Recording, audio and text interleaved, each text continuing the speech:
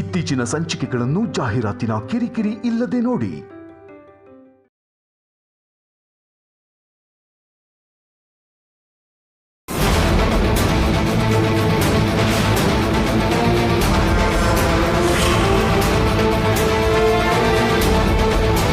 ಕ್ಷಮಿಸಿ ಅತ್ತೆ, ನೀವ್ ಯಾಕೆ ಹೀಗೆ ಮಾತಾಡ್ತಾ ಇದ್ದೀರಾ ಅಂತ ನಂಗೆ ಅರ್ಥ ಆಗ್ತಿದೆ. ಎಷ್ಟು ನೊಂದ್ಕೊಂಡು ಹೀಗೆ ಮಾತಾಡ್ತಾ ಇದ್ದೀರಾ ಅಂತನೂ ನಂಗೆ ಅರ್ಥ ಆಗ್ತಿದೆ. ನಿಮ್ಮನ್ನ ಗಯ್ಯಾಳಿ ಅನ್ಲಿ ಅಂತಾನೋ, ನಿಮ್ಗೆ ಕೆಟ್ಟ ಹೆಸರು ತರೋದಿಕ್ಕಂತಾನೋ ನಾನು ಈ ಮನೆ ಬಿಟ್ಟು ಹೋಗಿದ್ದಲ್ಲ ಅತ್ತೆ. ನನ್ನ ಮುಖ ನಿಮಗ್ ತೋರಿಸ್ಬೇಡ ಅಂದ್ರಲ್ಲ,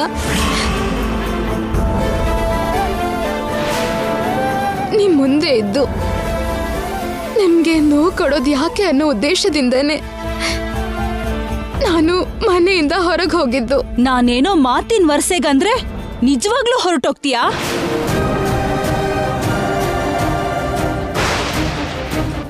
ಕೋಪದಲ್ಲಿ ನೋವಲ್ಲಿ ಏನೇನೋ ಮಾತಾಡ್ತೀವಿ, ಅದೆಲ್ಲ ನಿಜ ಆಗ್ಬಿಡತ್ತಾ?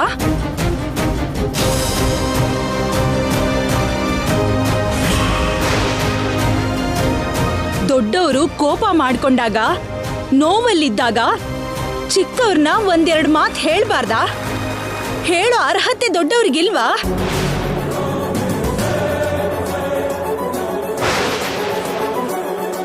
ಆ ಮಾತನ್ನ ಹಿಡ್ಕೊಂಡು ಇಷ್ಟು ದೊಡ್ಡ ರಾಧಾಂತ ಮಾಡ್ಬೇಕಾ?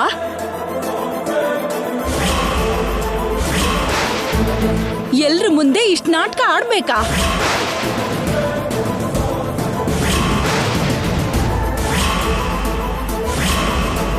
ಅಂದ್ರೆ ಅತ್ತೆ, ಅದು ನನ್ನ ಉದ್ದೇಶ ಗೊತ್ತು. ನಿನ್ ಉದ್ದೇಶ ನನಗ್ ಪೂರ್ತಿಯಾಗಿ ಗೊತ್ತು.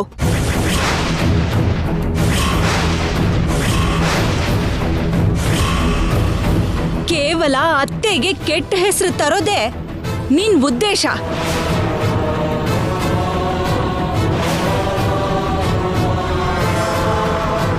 ಎಲ್ರ ಮುಂದೆ ನಿಮ್ಮ ಅತ್ತೆನ ದೋಷಿ ಅಂತ ತೋರ್ಸೋದೇ ನಿನ್ ಉದ್ದೇಶ.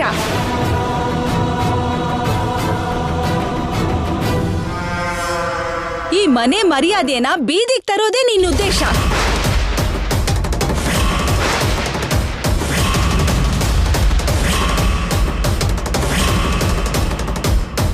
ಅದಕ್ಕೆ ನನ್ ಮಾತನ್ನ ಕಾಲ್ ಕಸ ಮಾಡ್ತಿದ್ಯಾ?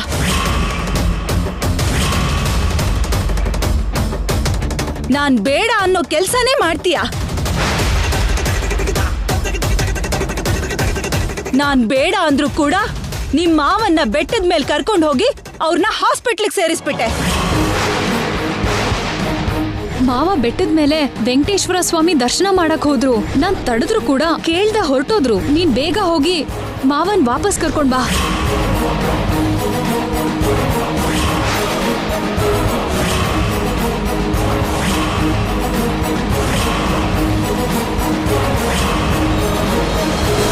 ನಾನು ಹಾಸ್ಪಿಟ್ಲಿಂದ ಮನೆಗ್ ಬರೋದ್ರಲ್ಲಿ ಮನೆ ಬಿಟ್ಟು ಹೋಗಿ ನಮ್ ಮನೆ ಮರ್ಯಾದೆನ ಬೀದಿಗೆ ತಂದೆ.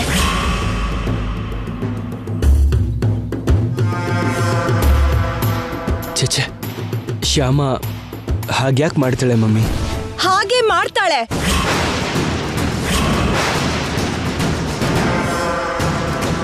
ನಿನ್ ಹೆಂಡತಿ ಹಾಗೆ ಮಾಡ್ತಾಳೆ.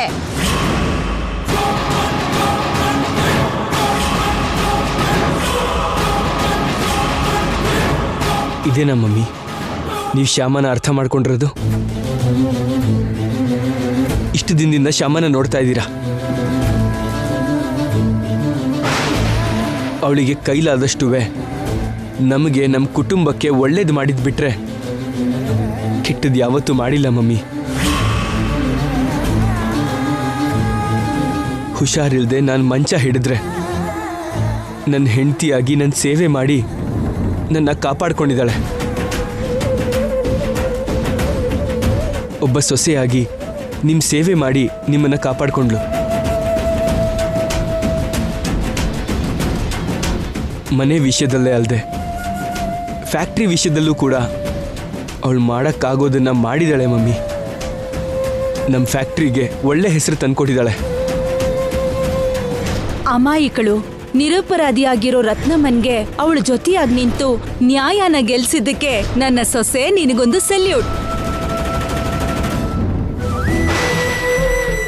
ಶ್ಯಾಮ ಮಾಡೋ ಪ್ರತಿ ಕೆಲಸದಿಂದ ನಮಗೆ ಒಳ್ಳೆಯದೇ ಆಗಿದೆ, ಯಾವತ್ತೂ ಕೆಟ್ಟದಾಗಿಲ್ಲ.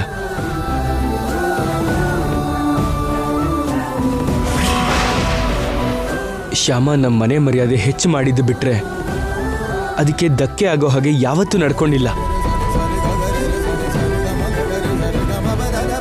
ಯಾವತ್ತೂ ಮಾಡದೇ ಇದ್ರು ಈಗ ಮಾಡಿದಾಳಲ್ಲ.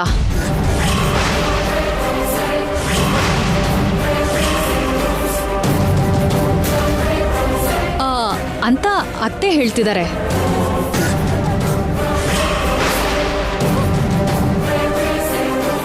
ಮಾವನ್ನ ಬೆಟ್ಟದ ಮೇಲೆ ಕರ್ಕೊಂಡು ಹೋಗಿದ್ರಿಂದ ನಮ್ಗೆ ಕೆಟ್ಟದೇ ಆಯ್ತಲ್ಲ.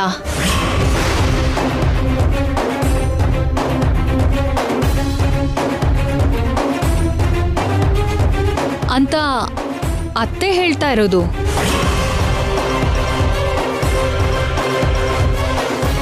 ಅವಳು ಮನೆಯಿಂದ ಹೊರಟು ಹೋಗಿದ್ದಕ್ಕೆ ನಮ್ ಮನೆ ಮರ್ಯಾದೆ ಹಾಳಾಯ್ತಲ್ಲ, ಹಾಗಂತ ಕೂಡ ಅತ್ತೆನೇ ಹೇಳಿದ್ದು.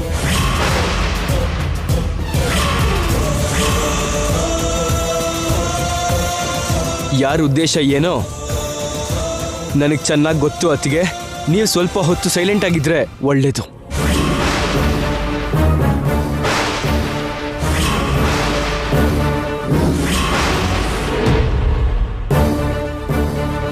ನಿನ್ ಹೆಂಡತಿ ತಪ್ಪು ಮಾಡಿದ್ರೆ ನೀನು ನಿಮ್ಮ ಅತ್ತಿಗೆ ಮೇಲೆ ಕೂಗಾಡ್ತೀಯಾ?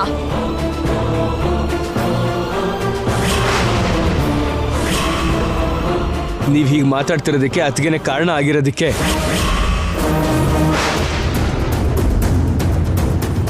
ಅವರಿಗೆ ಮಾತಾಡಬೇಡಿ ಅಂದಿದ್ದು.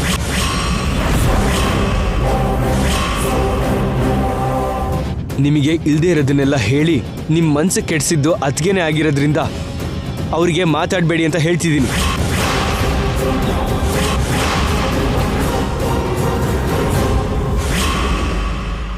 ನೋಡಿದ್ರ ಅತ್ತೆ, ನೋಡಿದ್ರ ನನ್ ಜೊತೆ ಹೇಗ್ ಮಾತಾಡ್ತಿದ್ದಾನೆ ನೋಡಿದ್ರ?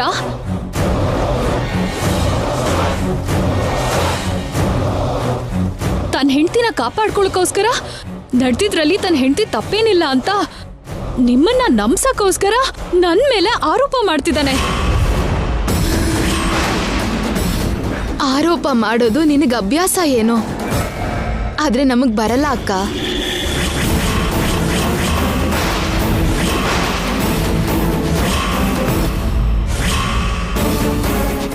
ಮೋಸ ಕುತಂತ್ರ ಮಾಡೋಕೆ ನಿನಗ್ ಬರ್ಬೋದು, ಆದ್ರೆ ನಮಗ್ ಬರಲ್ಲ ಅಕ್ಕ.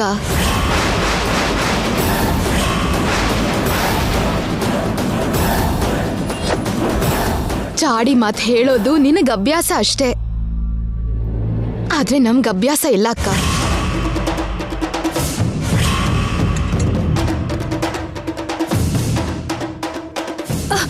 ಏನತ್ತೆ, ನನಗಷ್ಟು ಮಾತಾಡಿದ್ರು ಕೂಡ ಹೀಗ್ ನೋಡ್ತಾ ಸುಮ್ನಿದಿರಲ್ಲ. ಸುಮ್ನಿರ್ತಾರೆ, ನೋಡ್ತಾ ಹೀಗೆ ಸುಮ್ನಿರ್ತಾರೆ.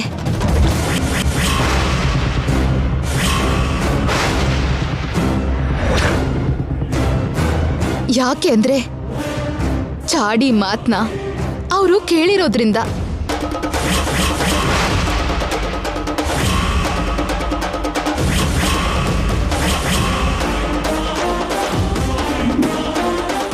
ಕೇಳಿ ಚಾಡಿ ಮಾತ್ನ ನಿಜ ಅನ್ಕೊಂಡಿರೋದ್ರಿಂದ.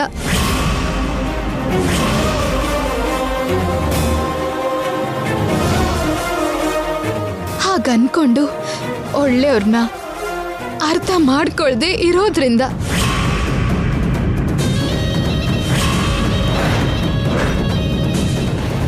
ಅತ್ತೆ, ಇಲ್ಲಿವರೆಗೂ ಯಾವತ್ತೂ ನಾನು ನಿಮ್ಗೆ ಈ ವಿಷಯ ಹೇಳಿಲ್ಲ. ಮೊದಲನೇ ಸಲ ಹೇಳ್ತೀನಿ. ಇಲ್ಲಿವರೆಗೂ ನಮ್ಮ ಮನೇಲಿ ನಡೆದಿರೋ ಎಲ್ಲ ಗಲಾಟೆಗಳಿಗೂ ಕಾರಣ ಐಶ್ವರ್ಯ ಅಕ್ಕ.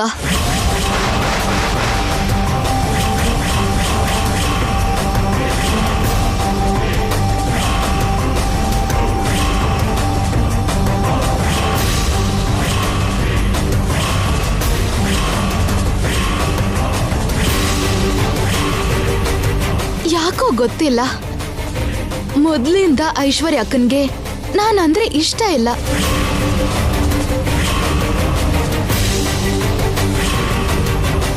ಪ್ರತಿ ವಿಷಯದಲ್ಲೂ ನನ್ ಮೇಲೆ ಕೋಪ ಮಾಡ್ಕೋತಾರೆ.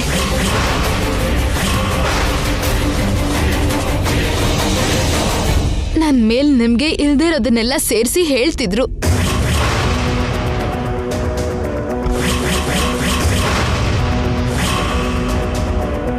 ಮಾಡಿರೋ ತಪ್ಪನ್ನ ನನ್ ಮೇಲೆ ಹಾಕಿ ನನ್ನ ಅಪರಾಧಿ ಮಾಡಕ್ ನೋಡ್ತಿದ್ರು.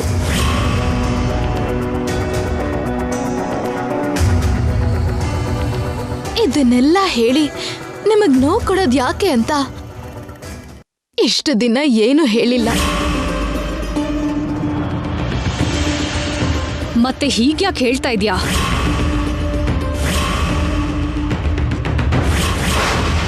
ಈಗ ಅತ್ತೆಗೆ ನೋವಾದ್ರೂ ಪರವಾಗಿಲ್ಲ ಅಂತ ಅನ್ಕೋತಿದ್ಯಾ?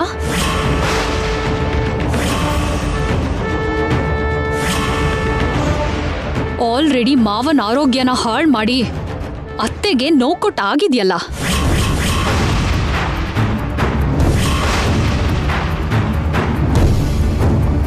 ಮತ್ತೆ ಆಲ್ರೆಡಿ ಮನೆಯಿಂದ ಹೊರಟು ಹೋಗಿ ಅತ್ತೆಗೆ ನೋವು ಕೊಟ್ಟು ಆಗಿದ್ಯಲ್ಲ.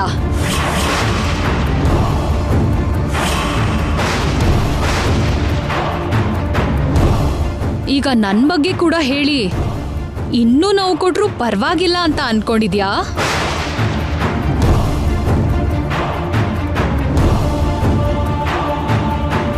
ಅದಕ್ಕೆ ಈಗ ನನ್ ಬಗ್ಗೆ ಅತ್ತೆಗೆ ಹೇಳ್ತಾ ಇದ್ಯಾ?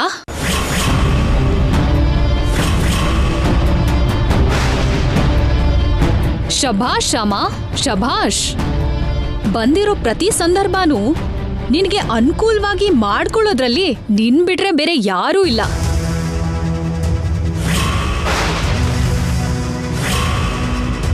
ಅತ್ತೆ, ಈಗಾದ್ರೂ ನಿಮ್ಗೆ ಅರ್ಥ ಆಯ್ತು ಅಂತ ಅನ್ಕೊಂಡಿದೀನಿ ಅವಳ ಮನಸ್ಥಿತಿ ಏನು ಅಂತ.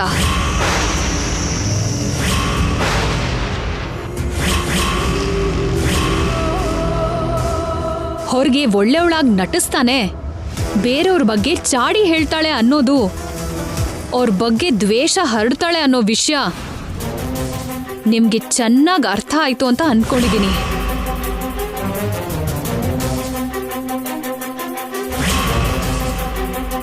ಅವಳು ಒಳ್ಳೆಯವಳು ಅನ್ಸ್ಕೊಳಕ್ಕೋಸ್ಕರ ಎದುರುಗಡೆ ಇರೋರ್ಗೆ ಎಷ್ಟು ಕೆಟ್ಟದ್ ಬೇಕಾದ್ರೂ ಮಾಡ್ತಾಳೆ ಅನ್ನೋ ವಿಷಯ, ಎದುರಿರೋರನ್ನ ಎಷ್ಟು ಕೆಟ್ಟವ್ರನ್ನಾಗಾದ್ರೂ ಮಾಡಕ್ ಸಿದ್ಧ ಆಗ್ತಾಳೆ ಅನ್ನೋ ವಿಷಯ ನಿಮಗೆ ಅರ್ಥ ಆಯ್ತು ಅಂತ ಅನ್ಕೊಂಡಿದೀನಿ ಅತ್ತೆ.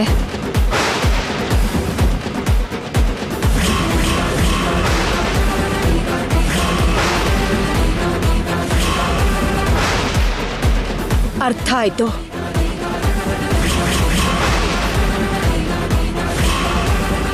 ಈಗ ಎಲ್ಲ ಅರ್ಥ ಆಗಿದೆ.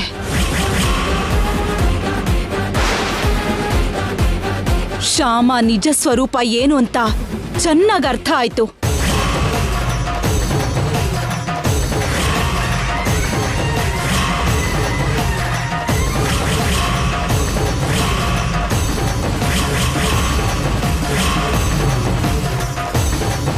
ಅತ್ತೆ, ದಯವಿಟ್ಟು ಐಶ್ವರ್ಯ ಅಕ್ಕ ಹೇಳೋ ಮಾತು ನಂಬೇಡಿ. ಚಾಡಿ ಮಾತು ಕೇಳೋದ್ರಿಂದ ಎಷ್ಟು ಗಲಾಟೆ ಆಗುತ್ತೋ ಅಂತ ನಿಮ್ಗೆ ಗೊತ್ತಿಲ್ಲದೆ ಇರ್ಬೋದು. ಚಾಡಿ ಮಾತು ಕೇಳೋದ್ರಿಂದ ಎಷ್ಟು ಅನರ್ಥ ಆಗತ್ತೆ ಅಂತ ನಿಮಗೆ ಗೊತ್ತಿರೋದೆ.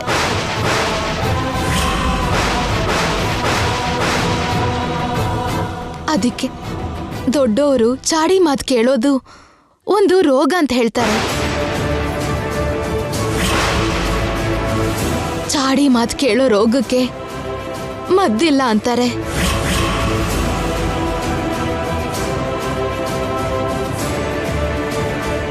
ಹಾಗೆ ಚಾಡಿ ಹೇಳೋರ್ಗೆ ನಾಚಿಕೆ ಇಲ್ಲದೆ ಇದ್ರು ಕೇಳೋರ್ಗೆ ಬುದ್ಧಿ ಇರಬೇಕು ಅಂತಾರೆ.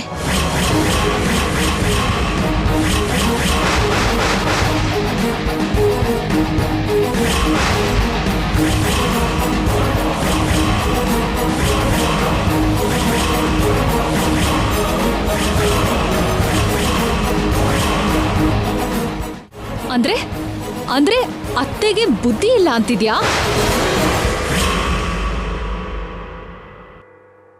ನನಗೆ ನಾಚಿಕೆ ಇಲ್ಲ ಅಂತಿದ್ಯಾ? ನನಗೆ ನಾಚಿಕೆ ಇಲ್ಲ ಅಂದ್ರೂ ಪರವಾಗಿಲ್ಲ, ಅತ್ತೆಗೆ ಬುದ್ಧಿ ಇಲ್ಲ ಅಂದ್ರೆ ನಾನ್ ಸುಮ್ನೆ ಇರಲ್ಲ.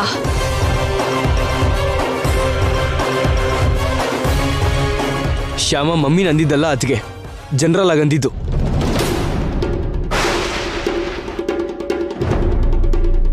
ದೊಡ್ಡವ್ರು ಹೀಗಂತಾರೆ ಅಂತ ಹೇಳಿದೆ ಹೊರತು ಮಮ್ಮಿಗೆ ಅಂತ ಏನು ಹೇಳಿಲ್ವಲ್ಲ.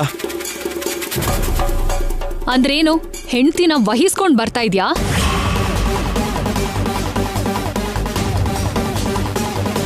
ತಾಯಿಗೆ ಅಂತ ಮಾತಂದ್ರು ಕೂಡ ಹೆಂಡ್ತಿನೇ ವಹಿಸ್ಕೊಂಡ್ ಬರ್ತಾ ಇದ್ಯಾ?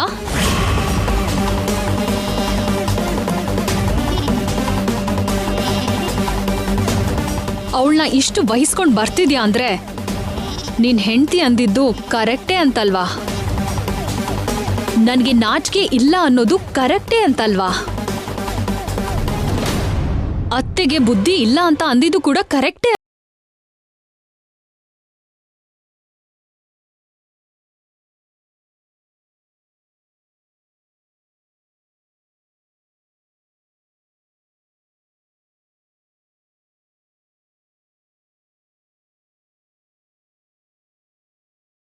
ಮಗನ ಹೆತ್ತಿದ್ದೀನಿ.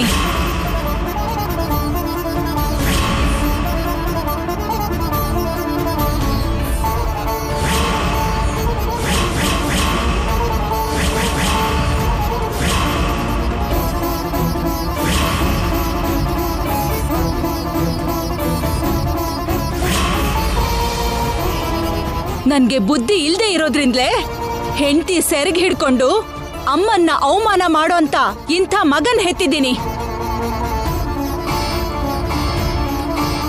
ನನಗೆ ಬುದ್ಧಿ ಮಾತ್ರ ಅಲ್ಲ, ನಾಚಿಕೆ ಕೂಡ ಇಲ್ಲ.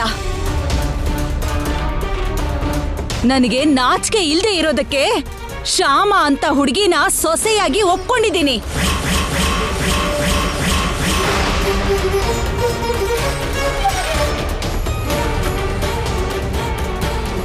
ನನಗೆ ನಾಚಿಕೆ ಇಲ್ದೇ ಇರೋದಕ್ಕೆ ಆಸ್ತಿ ಅಂತಸ್ತಿನ ವಿಷಯದಲ್ಲಾಗ್ಲಿ, ಮಾನ ಮರ್ಯಾದೆ ವಿಷಯದಲ್ಲಾಗ್ಲಿ ಯಾವ ರೀತಿಲೂ ಸರಿ ತೂಗದೆ ಇರೋ ಶ್ಯಾಮನ್ನ ಈ ಮನೆ ಸೊಸೆಯಾಗಿ ಒಪ್ಕೊಂಡಿದ್ದೀನಿ.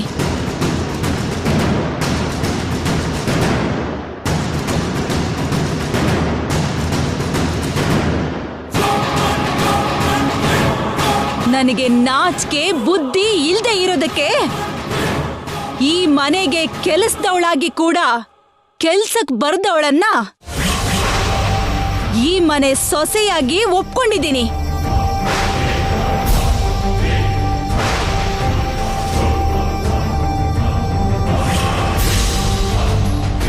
ಮಮ್ಮಿ ಬೇಡ, ದಯವಿಟ್ಟು ಹೀಗೆ ಮಾತಾಡಬೇಡಿ. ದಯವಿಟ್ಟು ಶ್ಯಾಮ ಬಗ್ಗೆ ಕೀಳಾಗಿ ಮಾತಾಡಬೇಡಿ. ಈ ಮನೆ ಸೊಸೆಗೆ ಅವಮಾನ ಮಾಡಿ ನೀವೇ ಈ ಮನೆ ಮರ್ಯಾದೆ ತೆಗಿಬೇಡಿ. ಏನು, ನಿನ್ ಹೆಂಡ್ತಿನ ಅಂದಿದ್ದಕ್ಕೆ ನೀನು ಕೋಪ ಬರ್ತಿದ್ಯಾ?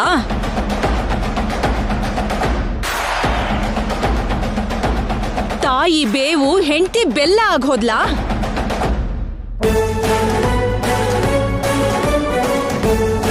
ತಾಯಿಗಿಂತ ನಿನಗೆ ಹೆಂಡ್ತಿನೇ ಹೆಚ್ಚಾಗಿ ಹೋಗ್ಬಿಟ್ಲಾ? ಒಬ್ರು ಹೆಚ್ಚು ಒಬ್ರು ಕಡಿಮೆ ಅಂತ ತೂಗೋದಕ್ಕೆ ನೀವು ವಸ್ತುಗಳಲ್ಲ ಮಮ್ಮಿ, ಮನುಷ್ಯರು. ವಸ್ತುಗಳನ್ನ ದುಡ್ಡು ಕೊಟ್ಟು ಕೊಂಡ್ಕೋಬಹುದು, ಬೇಡ ಅನ್ಸಿದ್ರೆ ಮಾರ್ಲೂಬಹುದು. ಆದ್ರೆ ತಂದೆ ತಾಯಿನ, ಹೆಂಡತಿ ಮಕ್ಕಳನ್ನ ದುಡ್ಡು ಕೊಟ್ಟು ಕೊಂಡ್ಕೊಳಕ್ಕಾಗಲ್ಲ, ದುಡ್ಡಿಗೋಸ್ಕರ ಮಾರಕ್ಕೂ ಆಗಲ್ಲ. ನನಗೆ ನೀವ್ ಹೇಗೋ ಶ್ಯಾಮ ಕೂಡ ಹಾಗೆ ಮಮ್ಮಿ.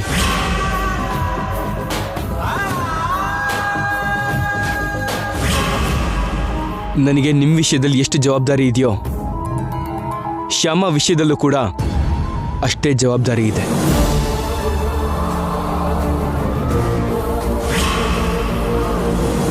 ತಪ್ಪು ನೀವು ಮಾಡಿದ್ರು ಶ್ಯಾಮ ಮಾಡಿದ್ರು ಆ ತಪ್ಪನ್ನ ಸರಿ ಮಾಡೋದು ನನ್ನ ಜವಾಬ್ದಾರಿ.